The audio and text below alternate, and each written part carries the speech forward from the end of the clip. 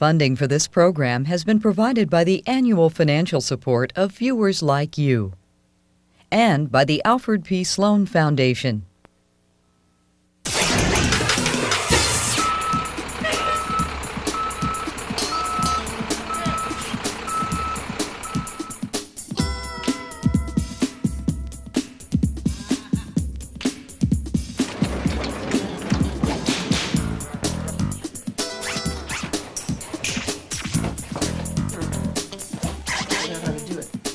Remember Excite? By March 1997, after 3 years, they'd gone from hacking code in a garage to become an internet media company. Revenues from advertising were into the millions, and they'd outgrown office number 3. Time for another move. 3 years ago, we visited with 6 kids in a garage working on their dream. Starting with $18,000 and a bag of brown rice, they built Excite into a company with 200 workers worth $250 million. And this is just the start. It has to be, because in the world of internet business, the rule is grow or die.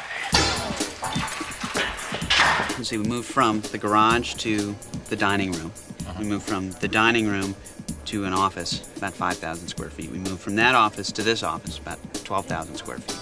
And now we're moving to our final resting place. I wouldn't have even guessed that we would have moved into the Garcia office that we were at, the 2,000 square foot office with little dingy cubes. So that was a step up for us. And then to move in here and then to move into our very own building, it's just a surprise.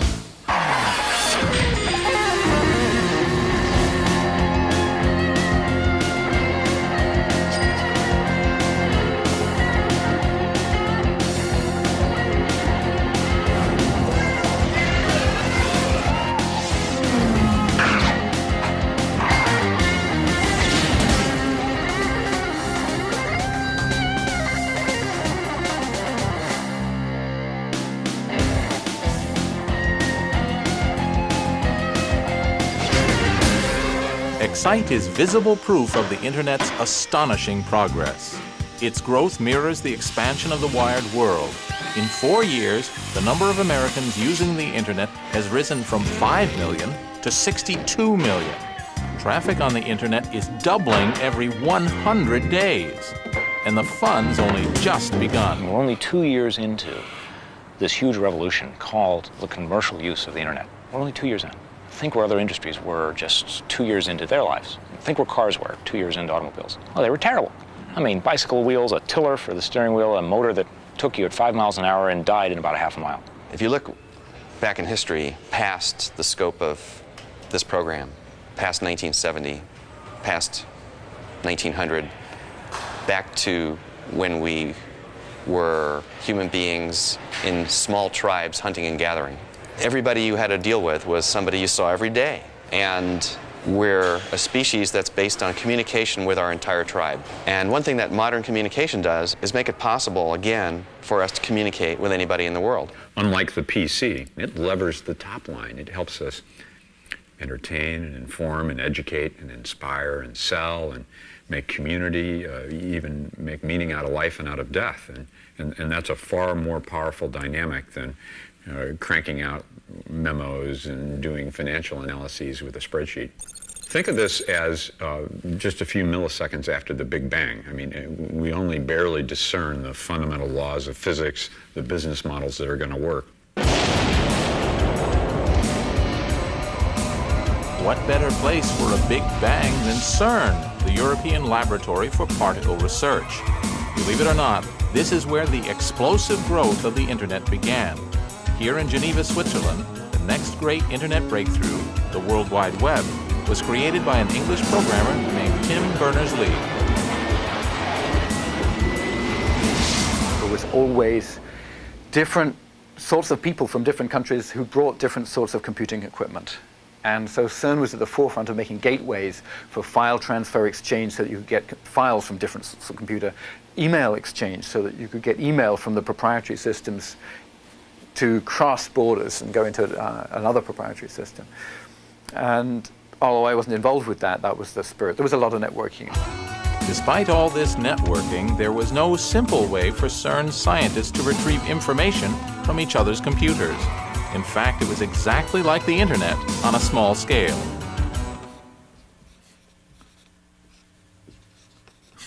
I'll be at this forever. What I'm trying to draw here is 160,000 computers in 800 different networks, all running different operating systems, different programming languages. It's a mess. And that was the situation faced by Tim Berners-Lee. He wanted to find a way to get information from this computer over here to this user over here. And the question was, how to get it. In fact, it was basically technically trivial to go and get it. It just happened that you had to be a guru of the highest degree to actually be able to navigate all the networks and figure out all the programs that you would come across on your way and know that, what commands to give them to actually get the data back. And the chances are when you got it back, you wouldn't be able to actually read it anyway because of all the incompatibilities. Started in October writing a program which I called World Wide Web. You're reading something, you could, if it's interesting and you've got write access to it, you could just highlight a phrase, hit a hotkey, Control-Shift-N, and it would bring up another window. Tim Berners-Lee's greatest achievement may have been giving an address to every bit of information on the Internet. You've seen these things. www.cringely.com. That's my web page, and this is the address called a Universal Resource Locator. Forget about that. The important thing is that you don't have to know about names of files, you don't have to know where this is, you just have to remember cringely.com, and you're there. By inventing HTTP, or Hypertext Transfer Protocol, Tim figured out how to embed an address under any word or picture you like. And then when you click on that word or icon, you automatically jump through the Internet to, say, the Cringely domain. Ah, there's a website for sore eyes. The power of a hypertext link is that it can link to absolutely anything. That's the fundamental concept. The fundamental idea was anything which was out there, somewhere sitting on a computer disk, where that computer was attached to a network, you ought to be able to give it an address, you ought to be able to make a link to it. The key insight that I think I credit Tim Berners-Lee with is the URL, the idea that there's a uniform resource locator that says I can point at any particular bit of information on the Internet. If I mean that you should go to this university, look in their FTP archive, look in their file archives, and download this picture of a Corvette and put it up on the screen, I now have a way of doing that. So that's why the characters HTTP/www have become as familiar as Coca-Cola. In fact, Tim's idea wasn't new. 20 years earlier, computer visionary Ted Nelson, author of the seminal hacker work Computer Lib, had proposed a global network. He called it Xanadu, a magic place of literary memory, after Coleridge's poem Kubla Khan. In Xanadu did Kubla Khan a stately pleasure dome decree, where Alph the sacred river ran through caverns measureless to man, down to a sacred sea. Xanadu was measureless too. It involves storing all the world's literature on databases and accessing it through links which Ted called hypertext, with an automatic system for paying royalties to authors whose work was used. But like Coleridge's vision, Nelson's Xanadu never saw the light of day. But Tim's invention did, and the World Wide Web turned a network for geeks into something everyone could use, though not everyone's pleased. Tim Berners-Lee figured out that the key was extreme simplicity. And that's very painful to me because, of course, now the Websters are trying to grapple with all the issues we were trying to solve in a single design at the beginning. And the World Wide Web is pretty awful. I mean, I dearly love Tim Berners-Lee, and I think he's a great guy and a wonderful idealist, and he just achieves wonderful things. But the unfortunate thing about the World Wide Web is just how messed up it is. Perhaps it's sour grapes, but at least Ted Nelson can claim the creation of hypertext. But does he? Hypertext is obvious. So I do not claim to have invented hypertext, I merely discovered it. And it's like the telephone. Now the telephone at the time seemed to be an invention. To us now it was a discovery because it's obvious. Okay, so hypertext is like that. To me it was simply the obvious next step of literature. What is hypertext? Hypertext is non-sequential. Excuse me too, Ted. I must get back to the World Wide Web. Tim's solution for the world's particle physicists turned out to be a solution for everyone, helping to network incompatible computers. CERN wasn't in the internet business, but in 1991, they published the code, and within 4 years, the World Wide Web was sending more packets than any other internet service.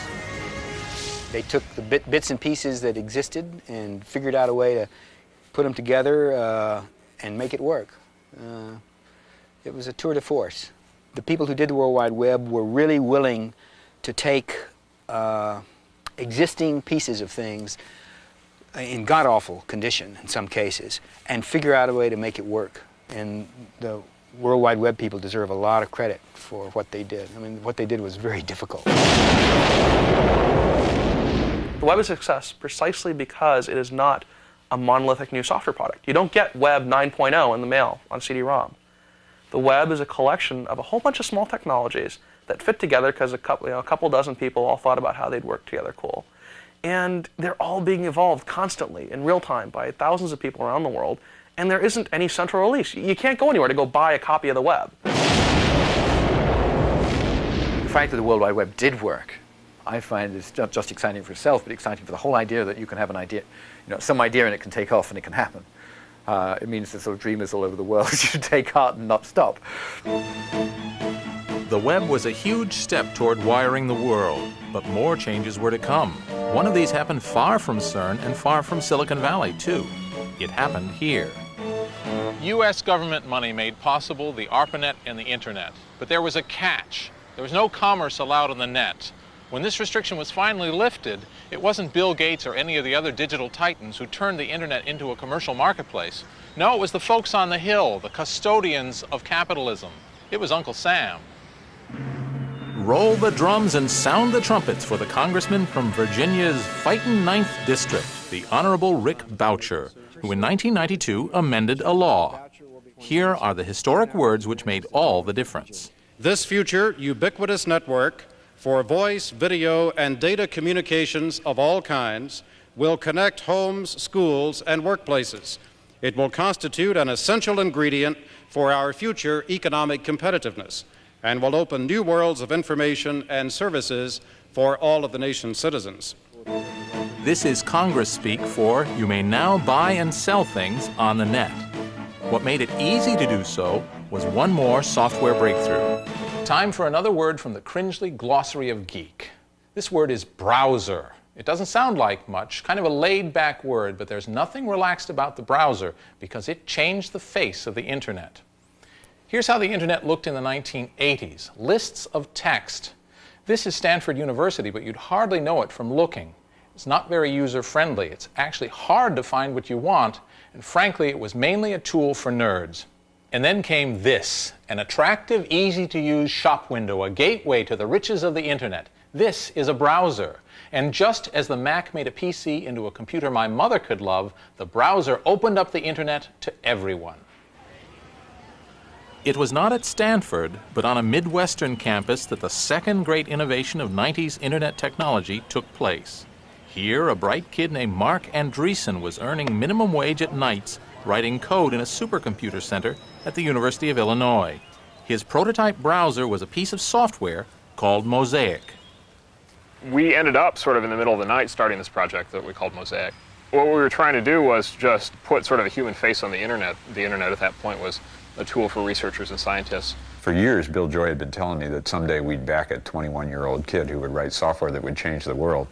And lo and behold, sitting in my office is this 23-year-old, not a kid. I mean, he's a very mature, hulking, young executive. And Mark said this software is going to change everything. For me, this whole thing started exploding with the invention of the browser, Mosaic, because suddenly the Internet was accessible to the average person through this rich graphical interface. You didn't have to know these arcane protocols. You didn't have to be a nerd anymore to access the Internet. Mosaic put a face to the web. And Mosaic plus the web then finally gave us a way to express to the non-technical person what all of us in computing knew was the tremendous value of having networks interconnected. And now everyone's a webhead and everyone's excited about the web. Those ideas have been present for 20 years, but it took a killer application, clearly Mosaic. Mark's Mosaic browser spread across the internet like wildfire. It brought him to the attention of an ex-Stanford professor who had already made millions from one startup and felt like doing another, Jim Clark. I said, look, if you can recruit all of the guys, every single guy who helped you write that program, then I'll put my own money in it, and we'll just start a company and figure out some way to make a business out of it. And that's exactly what we did. I put $3 million in.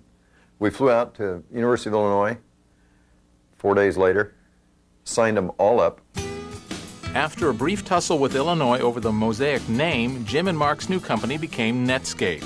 Their product was a Mosaic killer Navigator. Jim's plan for the company was, well, minimalist.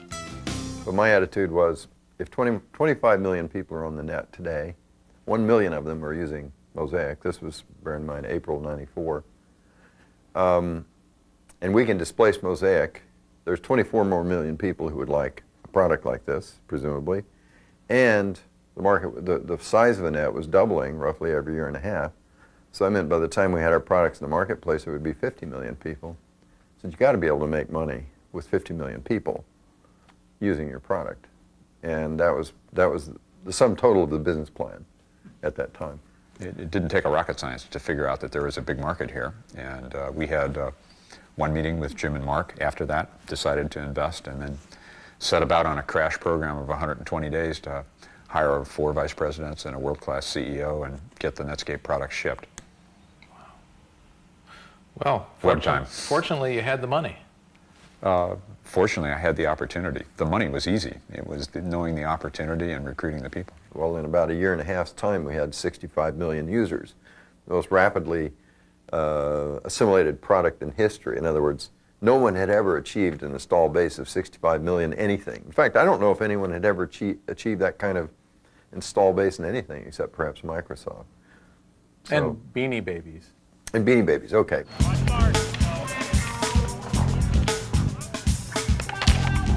In 1994 and 95, Netscape was known as the fastest growing company in the industry, with all the requisite Valley attributes: shiny, low-rise buildings, Generation X workforce, and a parking lot reserved just for roller hockey. Today, they're famous for the fact that they're going head-to-head with Microsoft. The folks at Illinois did some clever work early on. Now, that happened to include Andreessen, and Netscape got formed. But there was some clever work done at Illinois. There's always going to be some clever work done someplace that's not here. Hopefully there's a lot of clever work done here too, but there's always going to be some clever work done someplace else. And number two, we had a big thing we had to get done called Windows 95. And while we managed to get a browser done and built in because we weren't asleep, it didn't get the same kind of passionate forward, 100% focus that we love to give things, because we had a lot of that focus already into doing the basic job of Windows 95. And so a little bit of cleverness and a little bit of sort of other priority was all it took to create a window. That's how dynamic and competitive this industry is, in which Netscape emerged. We also were making money on it. That was it. Our first full year of business was $75 million in revenue, and the next year was $375 million. We were, until Microsoft kind of came in and punched us in the face, we were the fastest growing company in history. With his Navigator browser dominating the internet, these were sunny days for Mark and Netscape. The storm would come later. Thanks to the World Wide Web and the browser, the internet was transformed. Suddenly, here was the recipe for commercial opportunities in cyberspace. A giant feast of digital delights laid out for anyone with a PC and a modem to enjoy. So how does it work? The internet is like a giant restaurant. You look in a menu for something that appeals, order it, the order goes off somewhere and is served up by a waiter or waitress. Well, the internet's the same way. The individual PC that's ordering the information is called a client. And the big computer at the end of the line that provides what the client needs is called a server. These days it often takes so long, perhaps it should be called a waiter.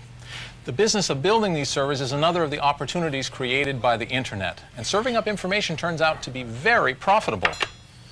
It's selling like hotcakes. The biggest of these information providers is America Online, a company now worth $16 billion. Even in the real world of trains, planes, and automobiles, many of us still need a tour operator to package our travel. Founder Steve Case saw a similar opportunity in the virtual world, offering beginners the internet experience in an all-in-one package. Now, this may be a virtual world, but it still needs real hardware. In all this talk of wiring the world, it's easy to forget that someone actually has to do the job of wiring it. And that's happening here at America Online's new data center in Virginia, where computers and routers and modems are going in that are going to give 10 million people access to the internet and beyond. Excuse me. Welcome. You've got mail.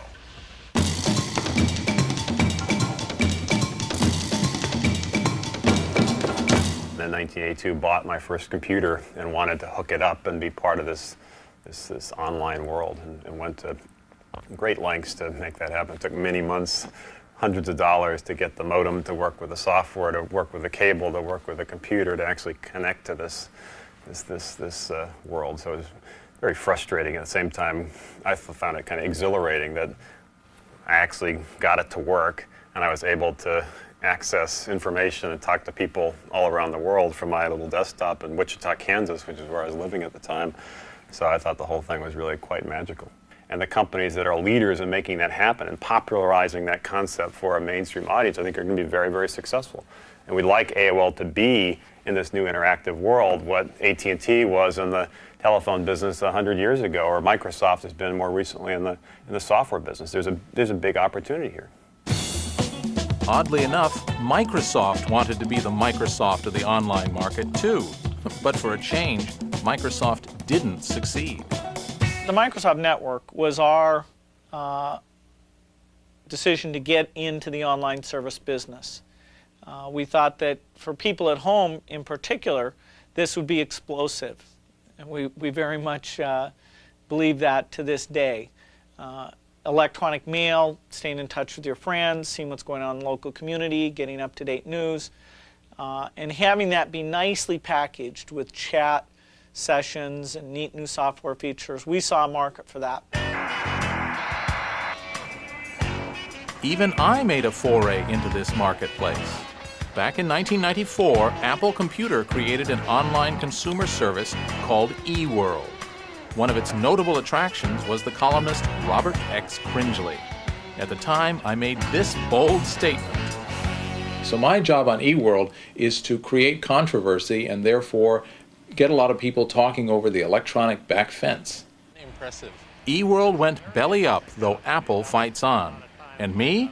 Why do you think I'm schmoozing with the guy who runs America Online?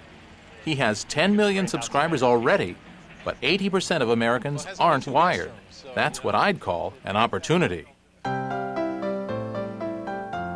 There are more users, more websites, and more data sources joining the internet every day. Plenty brings its problems. The more places you have to look for information, the harder it is to find what you want. We need help, so people have invented tools for the job. Search engine, another word invented for the internet.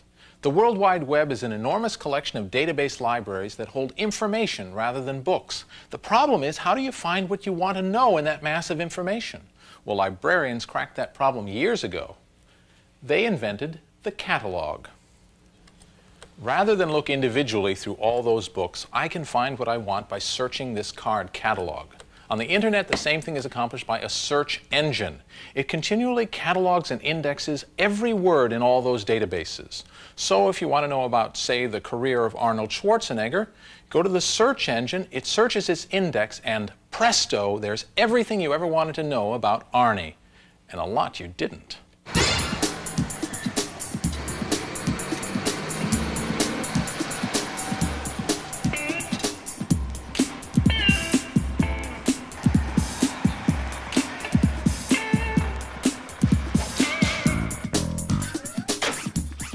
Two things are constant in Silicon Valley: the steady consumption of soda and change. Excite's original product was just a search engine. Now they've built a business around it. They changed the company name. The offices changed from grungy to glitzy. And in 1995, they became that web phenomenon an internet media site. A cross between an electronic newspaper and a cable network, funded by advertising. We call ourselves publishing on steroids. So devoid of print, paper, and ink, we do what a publisher does or a cable provider does. We aggregate consumers around our programming, and then we sell that demographic back to advertisers. The different ways to make money in the internet are just beginning to emerge. For Excite, the model is a media channel with content to attract me and advertising to catch my eye while I'm there. But there are other ways. Pay-per-view, mail-order shopping of every kind, games, auctions, and services with no earthly parallel.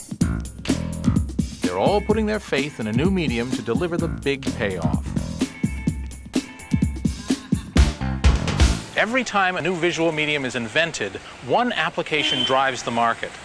This was true for still photography, true for motion pictures, it was especially true for VCRs, and it's true for the World Wide Web. I'm talking about sex. Sex sells, but there is a market for it, and it's true capitalism. If there's a market for it, it will be filled, and it's legal, and there's nothing wrong with it. In the beginning of this industry, like other industries, people are willing to pay for adult content. The home video cassette industry is a prime example. Initially, people were paying several $1,000s back in the 70s for machines to go home and basically watch adult content. As part of this job, of course, you have to type. Is there a typing speed requirement? No, you know, you want to have your nails manicured and everything, and nails do slip a lot on the keyboard. Sure. But as long as you just, like, simple things like, hi, how are you, babe? You know? And you could just put R, you. You don't have to put the whole word down. Sure. And then most of the time you're saying, oh, yeah, baby. So you go, oh, then you go, oh, baby. Does your mom know the work you do? Yeah, actually she does. Yeah, she's okay with it. You know, it's a 60s thing. She's all in that 60s lifestyle. Oh, you had a hippie mom. Yeah. So it's great now.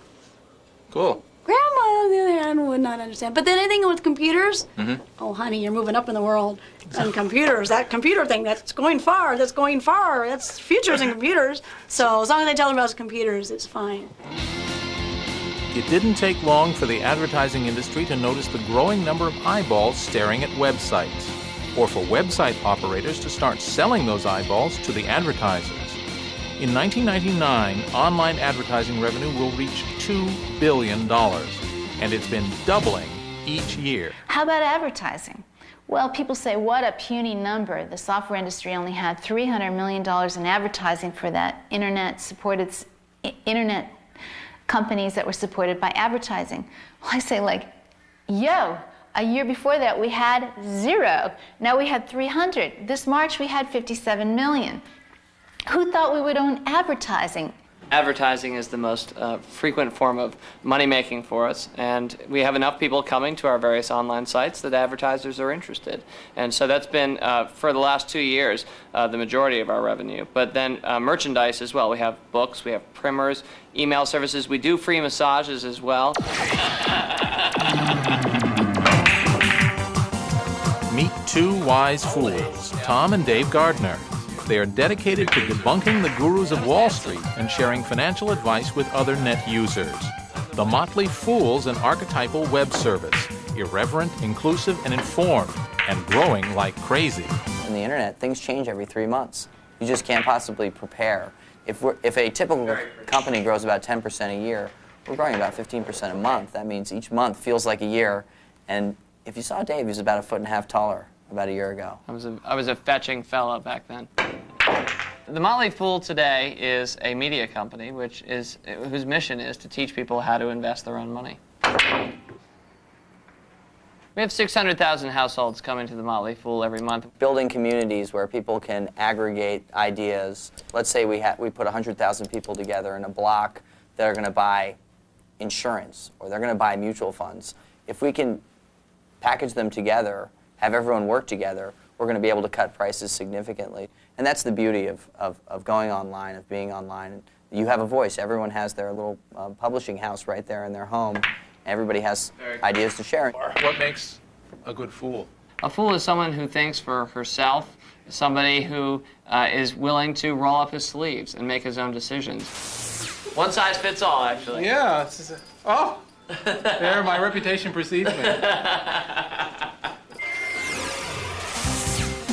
Nothing foolish about saving money on groceries. A website called Planet U sends your grocery coupons direct to the checkout, replacing bulk mail and saving trees all at once. The idea came from hyper-nerd Christine Comerford.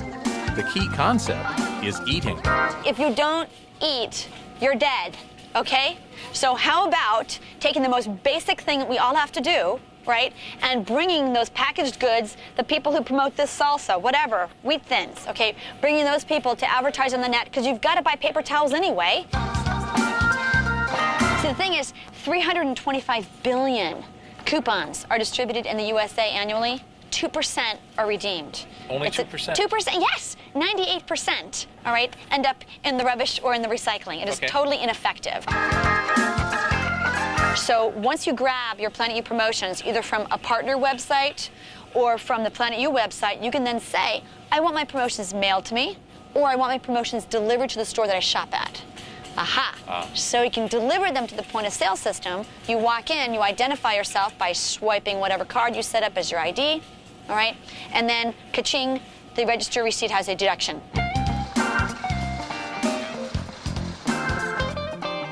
Ka-ching is right. In 1995, there were 27,000 commercial websites. In 1998, 750,000, 30 times as many.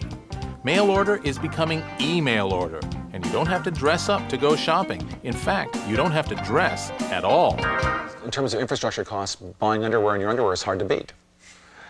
And if you buy the same underwear, you know exactly what the product is. You don't have to look at it. You buy Munsingwear 34s or whatever, kangaroo pouch, 12 pair. Please mail it to my house. There's this very American temptation to use the internet to sell things. But what to sell? Well, everyone on the net can already read and write. So the first big commercial success is using digital technology to push that most analog of products, the printed word. But this is not Gutenberg being replaced by the World Wide Web. It's Gutenberg enhanced, using modern technology to sell books. Lots and lots of books.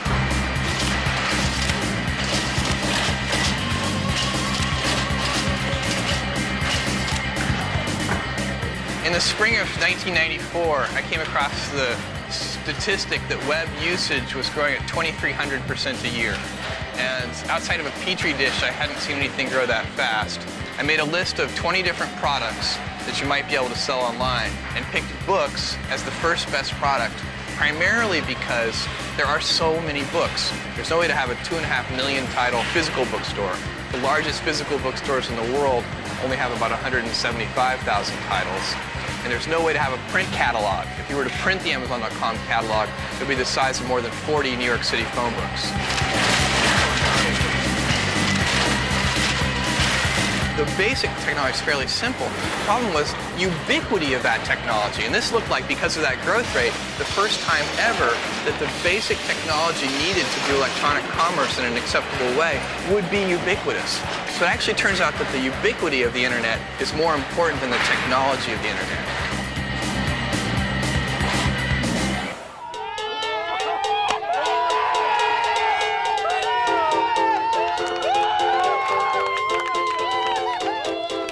The internet is creating the biggest Californian job boom since the gold rush. And America is running out of homegrown engineers. But the language of the internet is English. So wherever you come from, if you're a decent programmer and speak English, apply here. The sound of leather on willow. It's a cricket game. We're not in England, we're in Santa Clara County, the most heavily wired and networked community in the world. The Valley employs thousands of Indian-born engineers who bring with them not only their programming skills and their engineering degrees, but also their cricket balls and bats. Sunshine and a field to play is all we ask for. Since there's this big boom in America, in Silicon Valley here, which require a whole bunch of engineers to come all the way from India, we make the big trip up to America to work, and then we come here and find out that there's cricket being played. India is the second largest country with the number of engineers after the United States in the whole world. So I think that is a factor. And the second thing is because it's an English-based system, it's a lot easier for people to come from India and integrate and do business in the United States. With the arrival of the internet, companies here can now fill their job vacancies with skilled Indian engineers who don't have to leave India. Could be bad news for the local cricket scene. I work in an industry where there's zero unemployment. You can't get skilled labor at any price. So we're scouring the world market to get programmers. The quality of the people is astonishing. The loyalty of the people and the work ethic, the quality of their English. I mean, everything just blew us away. We just have a fabulous experience in Bangalore, and we're expanding our operations there very, very rapidly.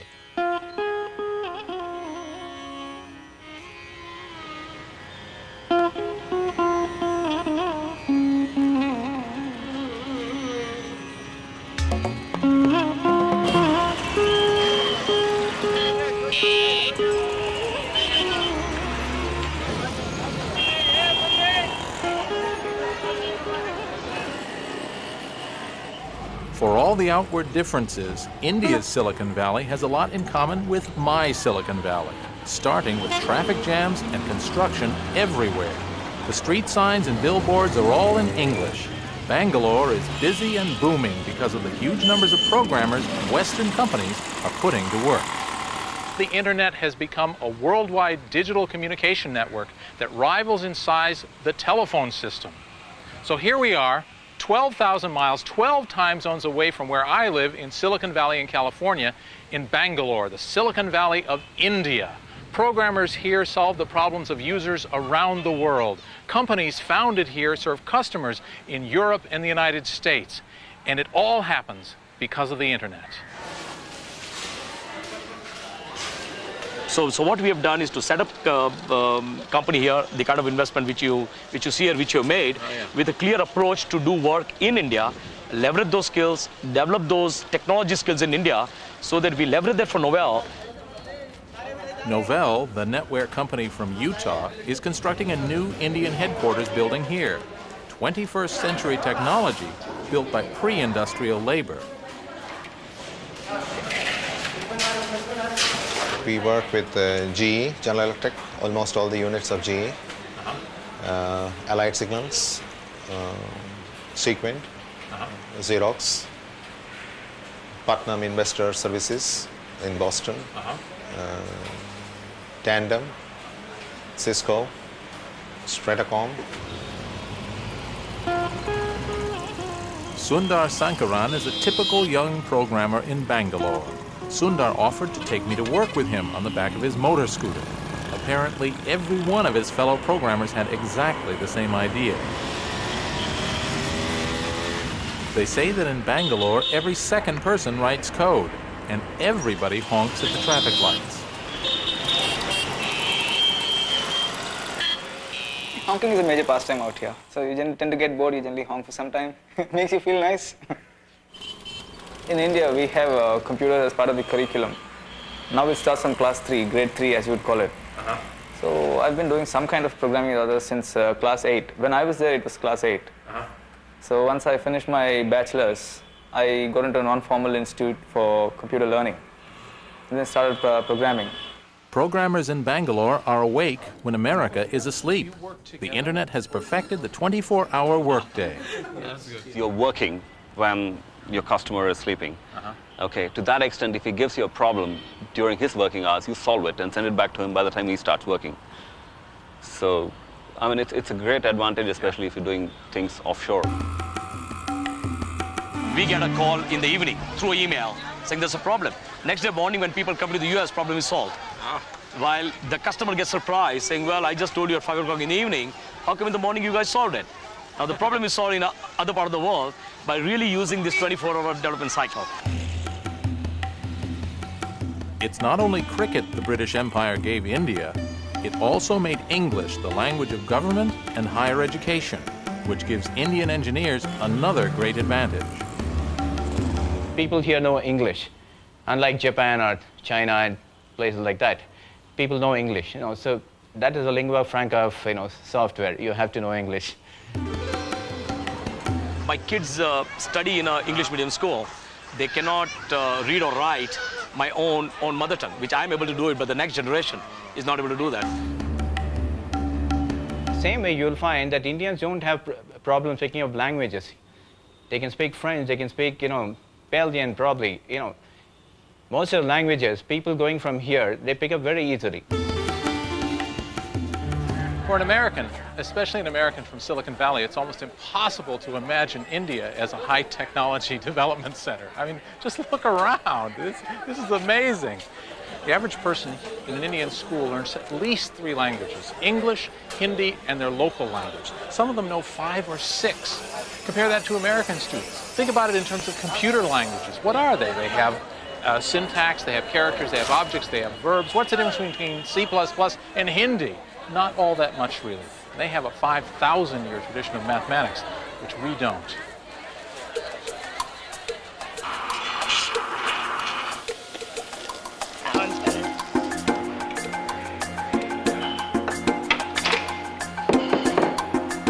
After the World Wide Web and the browser, there's a third breakout invention that's driving the expansion of the web lifestyle. It's called Java, a network programming language named after the Valley's favorite fuel. Like the others, it's helped make the internet easier to use for anyone, anywhere, and with any kind of computer. Because the internet grew in such a haphazard way, the computers on it use many different programming languages. This wasn't a problem when the networks were separate, but when the World Wide Web made it possible for them to communicate, there had to be a way to make it easy. A guy named James Gosling came up with the answer.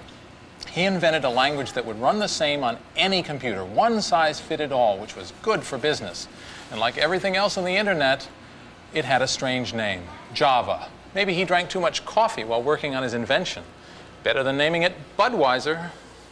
One of the most brilliant programmers on the planet, Bill Joy calls him the greatest programmer in the world, came into my office one day because I'd heard he was upset.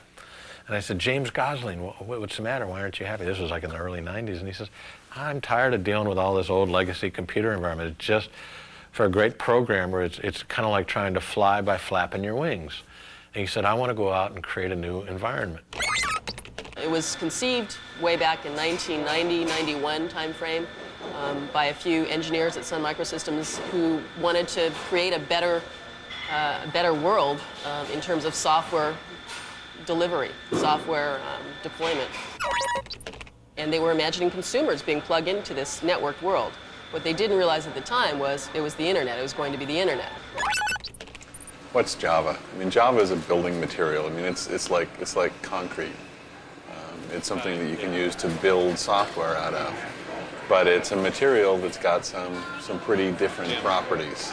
The one that has sort of gotten the most airtime and most people hear about is write once, run anywhere, or being architecture neutral, where you can sort of write a program once and it will actually run on different machines.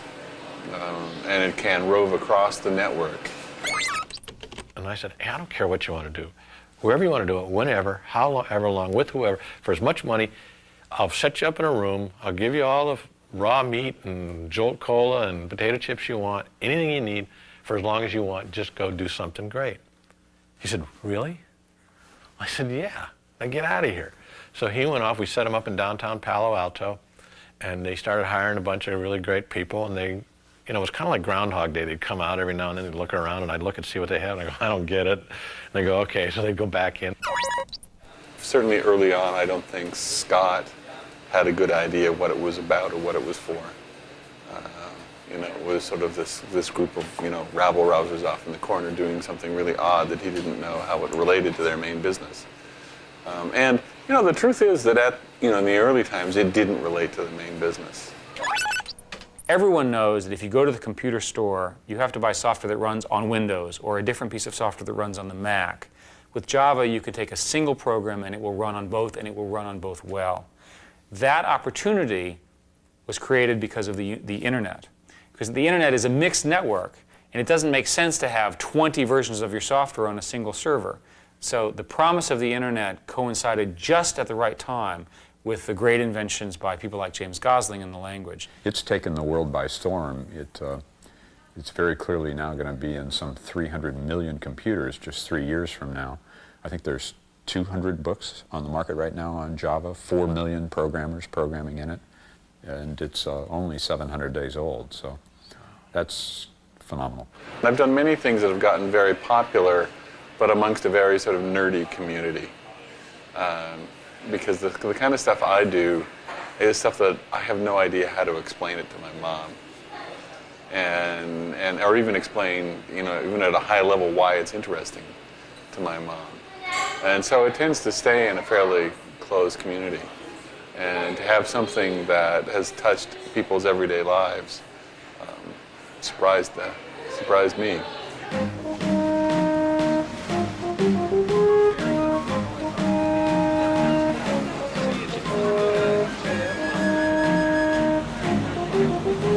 The 1990s Internet has spun off two significant challenges for Bill Gates. Both Netscape's browser and Sun's programming language Java were not invented at Microsoft. Bill was slow to see the challenge at first, then he took action.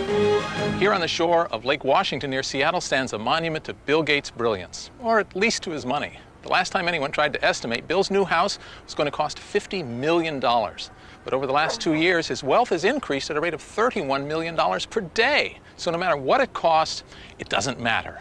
Bill Gates didn't get to be the richest man in the world just because he's smart or just because he's lucky.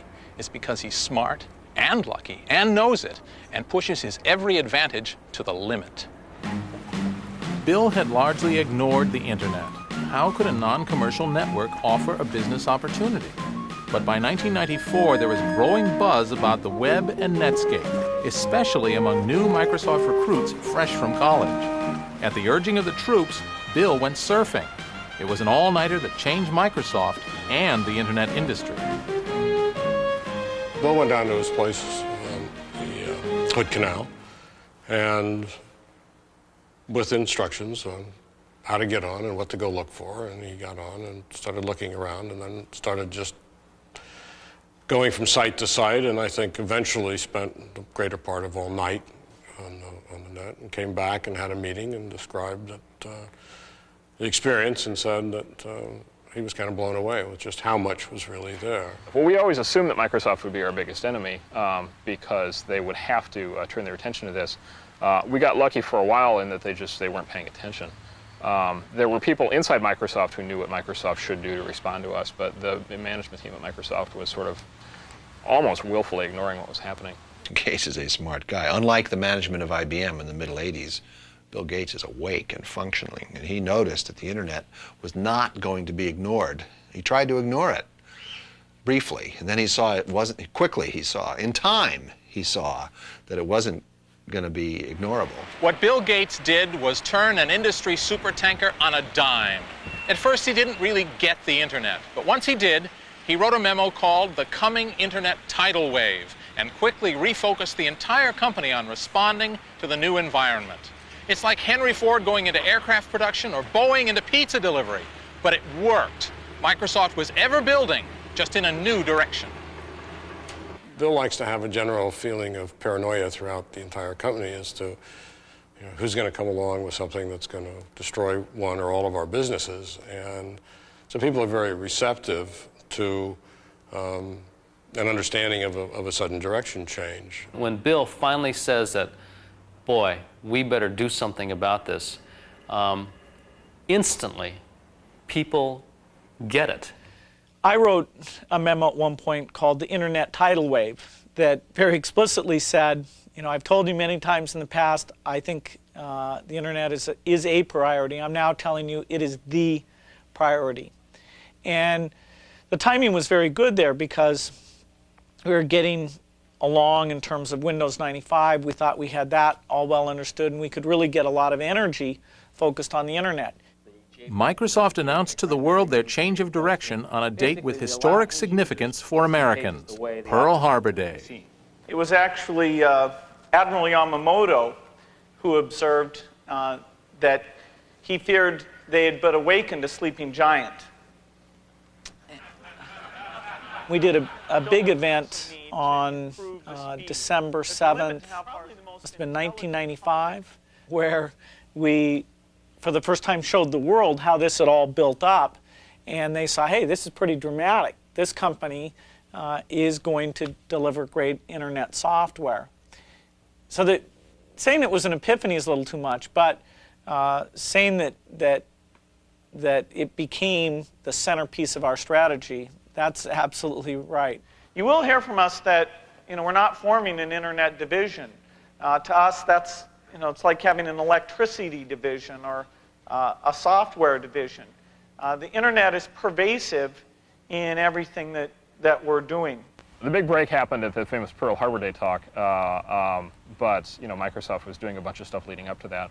And in fact, they have this thing they do now, which is every 3 months they come out and say, and re-announce how hardcore they are about the internet. And so they've like done that like 5 or 6 times now. When the slumbering giant awoke, this was the result. Microsoft's own browser, the Internet Explorer, a product designed specifically to compete with Netscape Navigator. Funny, don't they look alike? But in 1996, there was a big difference between them. Netscape Navigator cost business users $49. Internet Explorer was free. They're working hard, as you can see here, implementing all the standards we need. And what do you think we'll charge for that? Like all the others, nothing. Okay, well that's quite a deal. Ours was always not free. It was freely downloadable. But if you were a business using it, you had to talk to Netscape about a licensing agreement. That was the way we felt we would be able to make money in the early days, and that was the way we made money. We made $75 million the first year in revenues and $375 million in the second year. The third year ended up being somewhere north of $500 million in revenues. And we did that by giving licenses for companies to make company-wide use of the browser. Microsoft's free Internet Explorer started taking market share from Netscape. To people who care about the market benefits of competition, that's a controversial thing to do. Giving it away is an anti-competitive technique. They're trying to kill Netscape by drying up its revenue sources. And it should be illegal. They should not be permitted to do that. If any antitrust has any use, it's to go in now and say, you spend millions and millions of dollars to develop the thing and you give it away. Why are you doing that? Clearly you're doing that to damage Netscape. You're not allowed to do that. Microsoft came along in an attempt to put us out of business, gave away the browser totally free, even to companies who wanted to use it for business. And it definitely had an impact on us. As a consequence, we had to give away our browser. The results were just as the first exponent of giveaway software would have predicted, John McAfee. If you have two competing products and they are on a par in terms of functionality and usability, the free one is the one that will propagate. Maybe that's why Microsoft is just a little sensitive about whether they are or are not giving their browser away. Well, Microsoft's never been accused of not knowing how to make money. It's pretty straightforward. If you can sell volume software, you can do quite well. Now, in order to keep Windows very strong, we felt having a free browser that promoted our extensions as well as providing all the power of all the other standards, that was critical to our strategy. And so the browser investment is totally paid for by the fact that it helps Windows. And Windows is a very good, quite profitable business. Do we give away software? I don't think so. Nobody ever told us we were giving away the print manager, the thing that lets you configure printers in Windows. It's just a built-in piece of Windows. The browser, similar, is really a built-in piece of Windows. Now, we sometimes update it when it's not time to update the rest of Windows. And so we basically sort of think, let's make sure people get all those updates. But in point of fact, to run our browser, you got to own Windows. So in a sense, while the browser itself may be free, we're getting paid. On May 18, 1998, the Microsoft-Netscape dispute took on a new dimension. The U.S. government stepped into the fight. The Department of Justice filed an antitrust lawsuit against Microsoft alleging anti-competitive practices in the browser market. The Justice Department has charged Microsoft with engaging in anti-competitive and exclusionary practices designed to maintain its monopoly in personal computer operating systems and attempting to extend that monopoly to Internet browser software. The intervention of Uncle Sam into an industry which until now hasn't had much regulation is a seismic event in the history of the Internet. It may take years to resolve, but you know, I bet Microsoft even has plans to deal with regulatory earthquakes. Well, Netscape is the leader, and Microsoft is the big. Microsoft's playing the role of IBM, if I might go back to the mid-'80s. So Microsoft is the big bumbling company who got taken by surprise with the Internet, and Netscape is the Microsoft has switched roles. So Microsoft is now the dominant monopoly, which relies on, much too often, I think, on its size rather than its excellence to succeed. Well, Netscape's done a very good job, and you always expect new people to come along. I didn't know, what their name would be or who they would be, but there'll always be every year companies that latch on to what the latest thing is and get a lot of visibility and deliver products that relate to that. They're ruthless and vicious, and if they decide they want the business you're in, ask anybody who's gone up against them directly. Now, in fact, of course, they weren't in our market when we started, so we were hardly going after a market that they were aware of, but they then realized it could be a big market, and it's their God-given right to own any big market in software. When you're up against Bill Gates and his money, and he is following this strategy, the best bet is to get into another business. Just say, okay, forget it, I'll do something else in life, because you cannot compete with that. So who will win this battle of the browsers? Well, Microsoft's Blitzkrieg has already taken a big bite out of Navigator's market share, forcing Netscape to match Microsoft's tactics and give their browser away. Is history repeating itself? Will Bill Gates own the Internet the way he already owns the PC universe? I don't think so. No one owns the Internet, and it's a big place, growing so fast, there's always room for someone with a dream, a taste for cola, and a willingness to go without sleep. Someone like Joe Kraus of Excite. The 26-year-old tycoon gives me a tour of the new headquarters for his billion-dollar company. This is where I figured we'd film the death of Spock scene, okay? So you put me in here, Yeah. and you turn the halon on.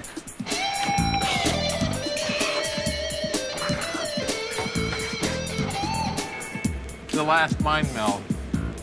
Tell my wife I love her. It's a new show. It's a show every 90 minutes. I'm like Shamu. Hey, you brought with you the alien baby. This is leaking. Security level 10. We've got. The garage you like the garage door? You started in the garage. Now you have a garage This door. conference room is actually called the garage. Uh-huh. Right. So we figure sort of hark back to our roots here in the garage. This is for executive caliber meetings. He dons the bolt. The first time we were with you guys was, I don't know, 94? Right? 3 years ago. 94 in another garage. And I had a sense at that time, just a little sense, that you basically had no idea what you were up against. That hasn't changed. Just looking around me and saying, wow, we have all these fantastically dynamic people that we're working with, and this company exists here because of us, because of something that we started, and that's insanely gratifying. I was sort of listening to myself talk about this and think, wow, are we really successful at this point? Have we really gotten that big so that now I'm telling small startup companies how to do the same thing? Because I think that the remembering back to the garage helps keep you paranoid, because you realize how quickly things can go from garage to something like this. And I think we all feel extremely proud and happy and of what's been accomplished. But I think that it sort of reminds you that just as easily as you can make it here, you can make it back to the garage. This is the Silicon Valley fairy tale, and there are thousands more little gangs of dreamers eating burritos and working all night to make their fortunes in the wired world, so they could celebrate one day with a trip to Hawaii. We had all said at some point, the 6 founders were all going to take a trip to Hawaii, and it always was sort of, well, when we accomplish the next thing. And when we accomplish the next thing, we'll do it. So when we get our funding, we'll do it.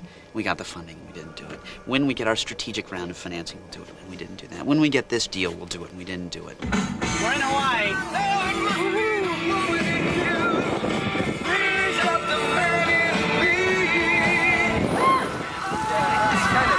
Feels So the Excite guys got to Hawaii at last. Aloha, Graham. 4 years ago, he had a 1/6 share in a bag of rice. Today, he's worth $100 million. Dreams large and small can come true in the age of the internet, as any computer billionaire will tell you. I went on a camping trip 2 weeks ago with my family. How did I find the campground? That homepage! I got up there and it showed the nice little bunnies and the cabins and the tent sites. Boom! I reserved right there on the spot. Let's go camping. The internet has come a long way from the halls of the Pentagon, time-sharing, and the first faltering attempts at packet switching. To my way of thinking, the ARPANET is the best investment this country has ever made, other than probably the Louisiana Purchase. No one owns the internet. No one controls the internet. The internet is the common heritage of all humankind. The killer app for the internet is telepresence. It's using the net to be places that you don't have to go to. We want to have a conference where everyone attends but nobody goes. So that's how you get your name on a ballpark. Maybe one day this will be Excite Park, or Cringely Park, or a virtual park which everyone attends on the web.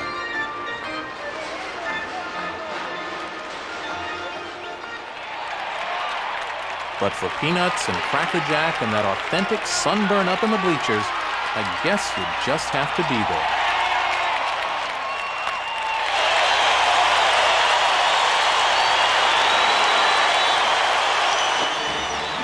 To the ball game, take me out to the park.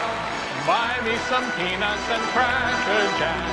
I don't care if I never come back, 'cause it's root for the home team. If they don't win, it's a shame, 'cause it's 1, 2, 3 strikes, you're out at the old ball game. Woo!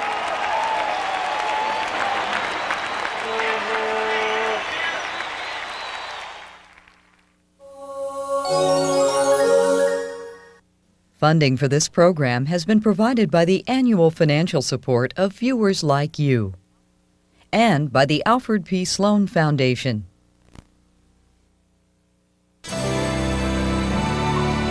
This is PBS.